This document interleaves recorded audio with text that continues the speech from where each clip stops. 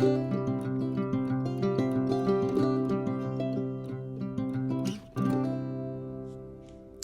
friends, welcome to the Share Report. If you're new here, thank you so much for joining. Be sure to hit that subscribe button. And for those who are returning, thank you so much for being here, for your faithfulness, for your support. If you were here in 2024, thank you so much for returning in 2025. I hope this year has been good to you so far.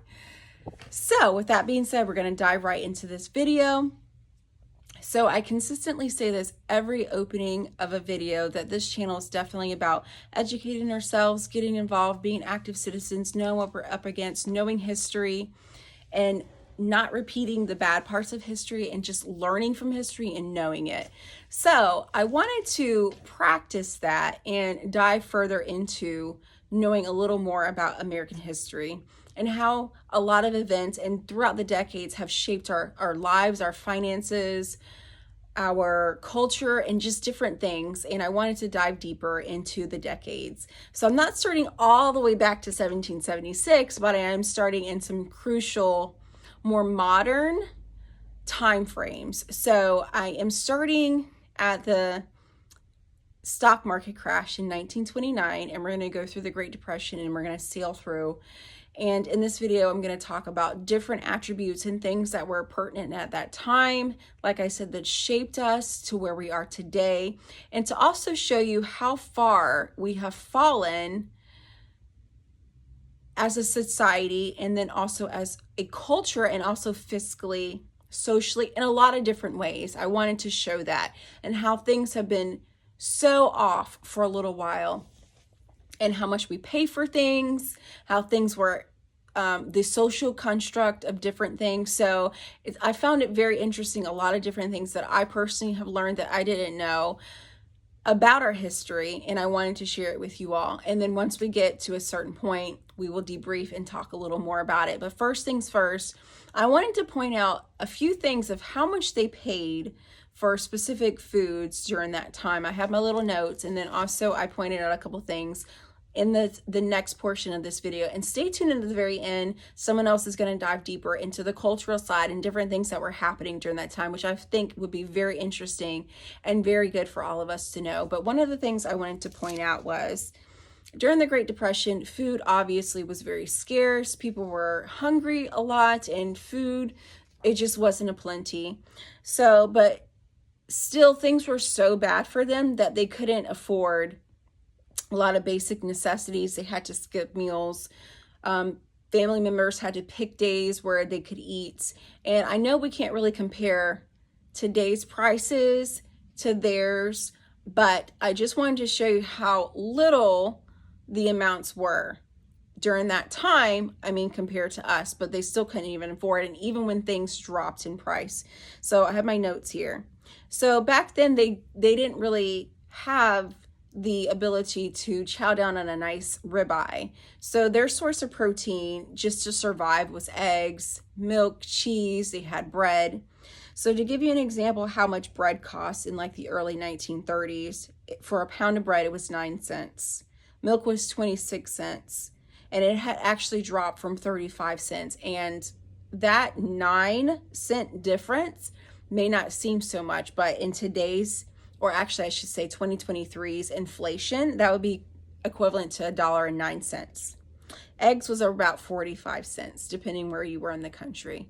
So I just wanted to kind of give you a mindset for that, how much they had, how much things were during that time period and everything. So we're going to dive into this video. I hope you learned something from it. If you do, be sure to share this video.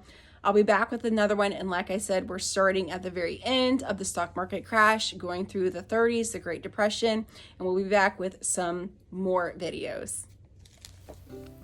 Coming off the heels of the Roaring 20s, which would be the prosperous years in American history, came the Great Depression. The stock market crashed in October of 1929, which would produce in the 30s the Great Depression.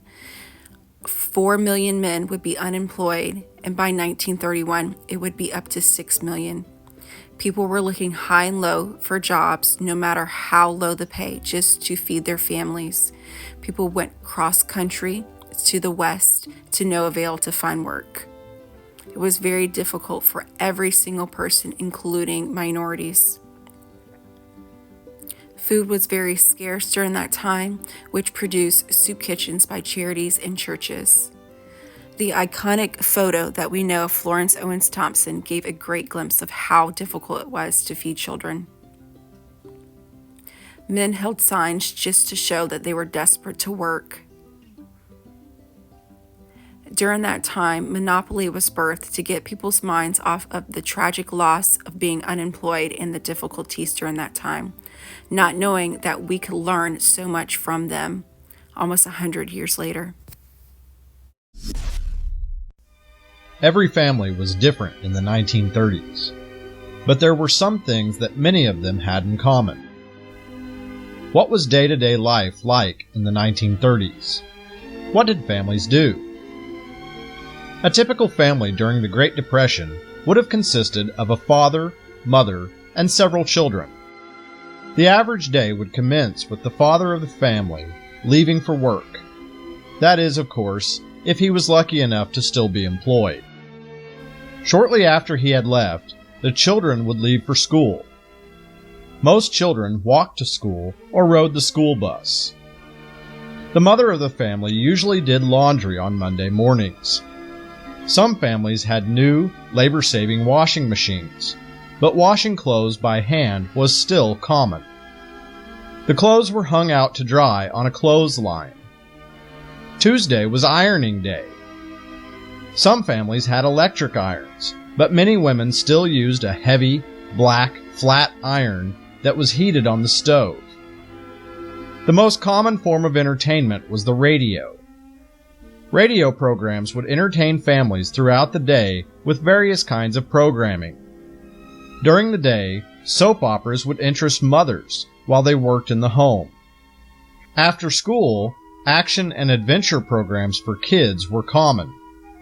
In the evening, programs that the entire family might enjoy would take over the airwaves. If the family didn't want to listen to the radio, they might choose to play a board game, which were becoming popular in the 1930s. Sorry was released by Parker Brothers in 1934 and still remains popular today. By far, the most successful board game was Monopoly. This game gave people the chance to buy and sell property with money they could only dream of having. On Saturday evening, it was common for a family to go shopping, if they had the money to do so. There were a variety of stores downtown, from shoe stores to clothing, sporting goods, and music shops. Most families didn't have a lot of money to spend at these stores. The average take-home pay was about $17 a week. Some made as little as $7 a week. Even doctors made only about $60 a week. The prices of products reflected the economic conditions. A men's shirt cost about $1. A washing machine could be purchased for about $33. A winter coat might cost anywhere from $18 to $28. A milkshake cost 10 cents, and a bag of roasted peanuts could be purchased for a penny. Since many families had so little money, certain things that were once commonplace became luxuries. For example, going to the barber was no longer an option for many families. Haircuts at home became standard practice. Families also stopped going to the dentist for regular checkups, and doctor visits were saved for very serious conditions. Some women even started giving birth at home in an effort to save money. Unfortunately, not every family could afford to go shopping or purchase new clothes. Some families were forced to patch shoes with rubber from worn-out tires. Even families that had once been affluent began dressing their children in hand-me-downs. The Great Depression made life extremely difficult for many people. Unemployment rates reached unbelievable numbers, with as much as 25% of the population unable to find work. This meant that an estimated 13 to 15 million Americans did not have a job. Those looking for work were desperate. A business would advertise for 6 positions that needed to be filled, and more than 15,000 applicants would apply. Some of those who couldn't find work began riding the rails. Known as hobos, they illegally boarded boxcars on trains, hoping to find work in the next town. Those who were fortunate enough to keep their jobs saw their wages slashed by as much as 60%. A worker who had once made $1 an hour would be reduced to 40 cents and be happy to have it. All across the nation, fathers who had once held important positions in companies were now searching dumpsters for their family's next meal. Food was scarce for many. Cabbage soup became a common meal. Meat and vegetables could no longer be afforded. Some families even resorted to taking turns eating. Some members of the family would eat on Mondays, Wednesdays, and Fridays, while others would eat on Tuesdays, Thursdays, and Saturdays, with perhaps the entire family eating together on Sunday. In order to cut heating costs, families resigned to heating only one room of their house. They used many different heating sources, from wood to coal that they had found, or even corn cobs.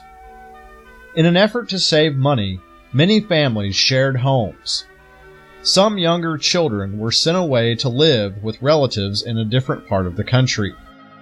In other cases, kids as young as 13 were told to leave home and go find work. Obviously, every family was different, and each had its own set of circumstances. However, each family did everything it could to make it through one of the most difficult times in American history.